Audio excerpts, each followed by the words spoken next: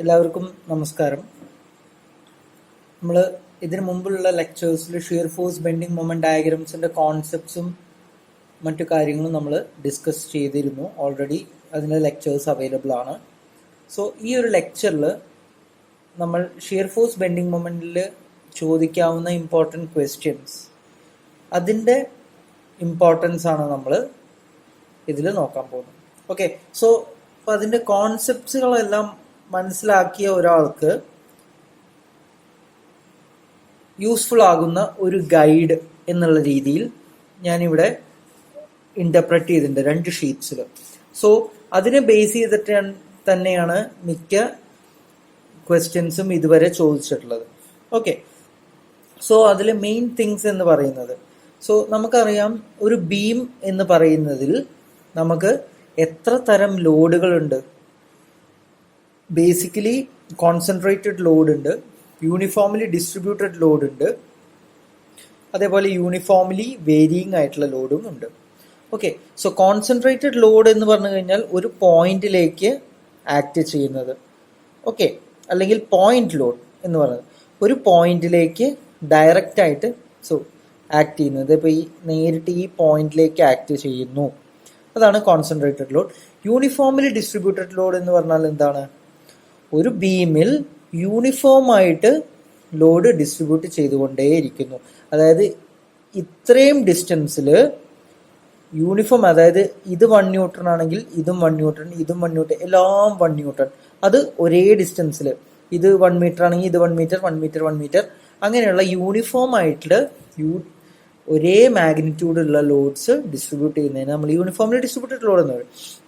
Uniformly varying എന്ന് പറഞ്ഞാലോ, vary ചെയ്യുന്നുണ്ട്. മാഗ്നിറ്റ്യൂഡ് ഇവിടെ 1 ന്യൂട്ടൺ ആണെങ്കിൽ ഇവിടെ 2 ആവാം, 3 ആവാം, 4 ആവാം, 5, 6, 7 അങ്ങനെ പോകും.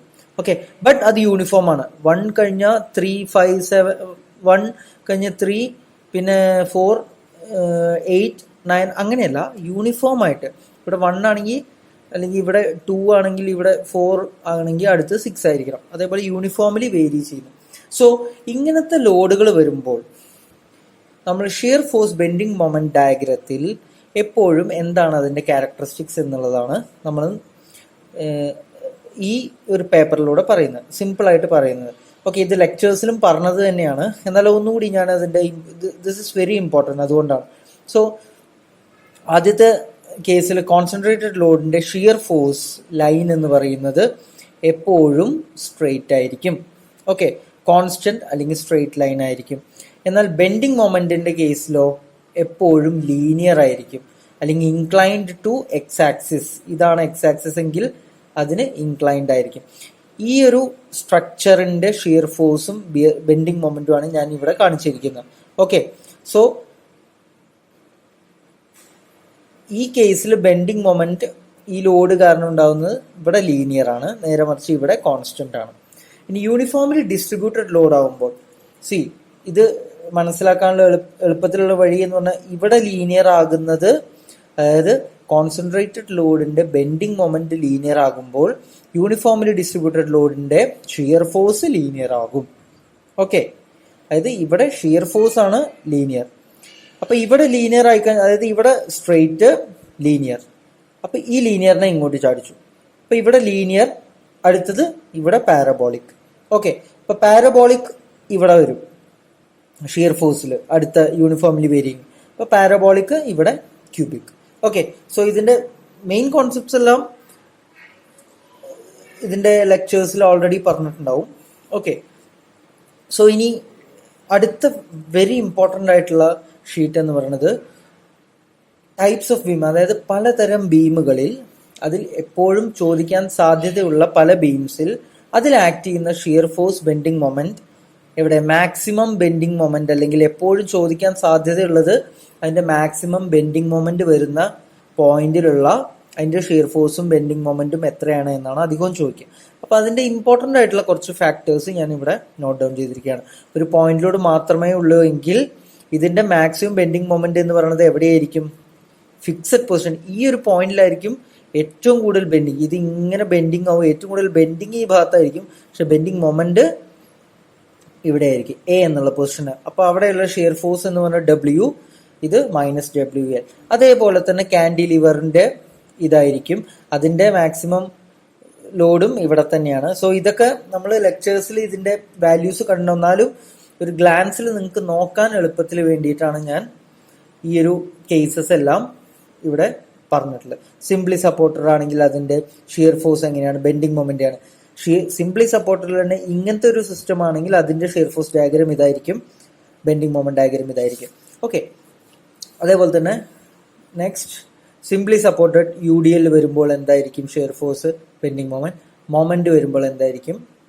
ഓക്കെ, ഇതിനെ അപ്ലൈ ചെയ്യുന്നത് നമുക്ക് എങ്ങനെയായിരിക്കും എന്നുള്ളത് നോക്കാം.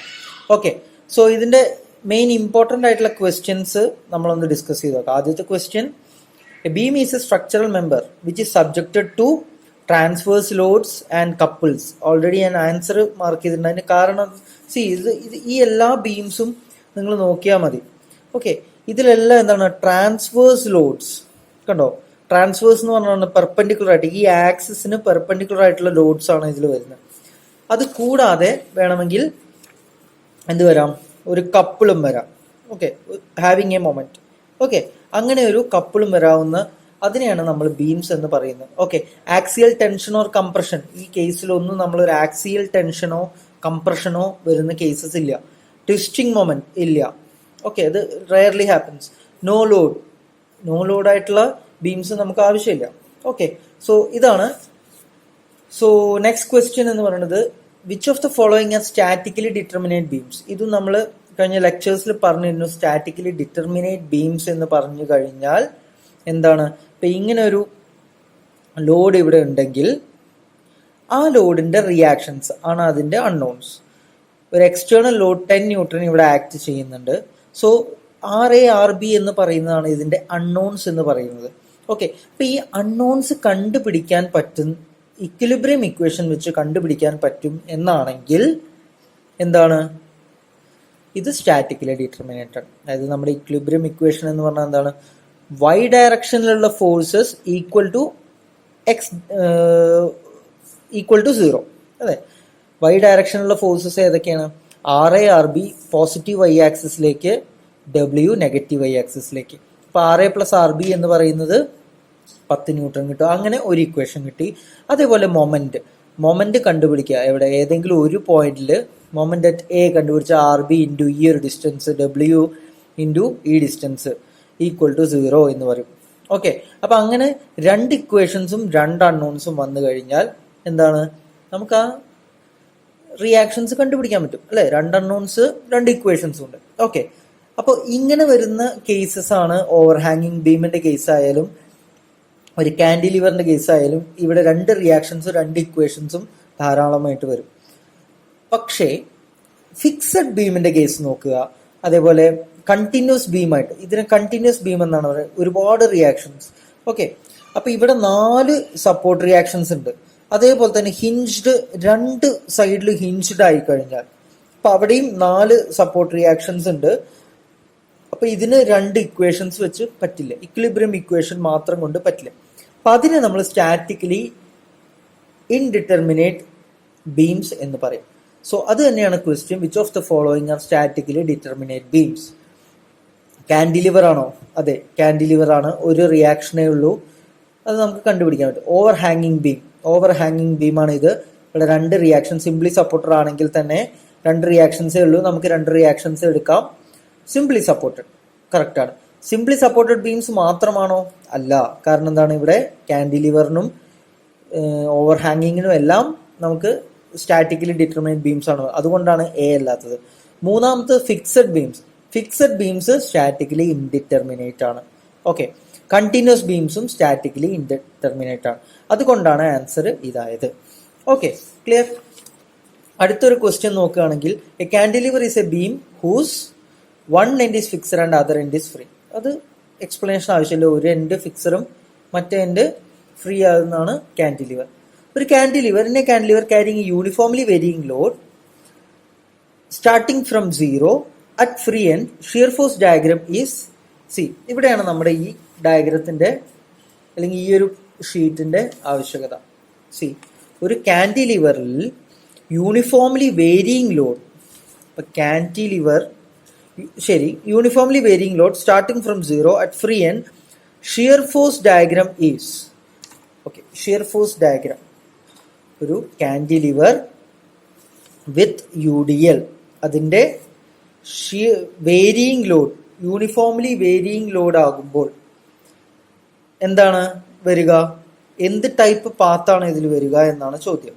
ഓക്കെ, അപ്പം ഒറ്റ കാര്യം നിങ്ങൾ നോക്കണ്ടു, വേരിയിങ് ലോഡ് ആകുമ്പോൾ എന്ത് വരും, അതിന്റെ ഷിയർ ഫോഴ്സ് എന്ന് പറയുന്നത് പാരബോളിക് ആണ്. Okay, done.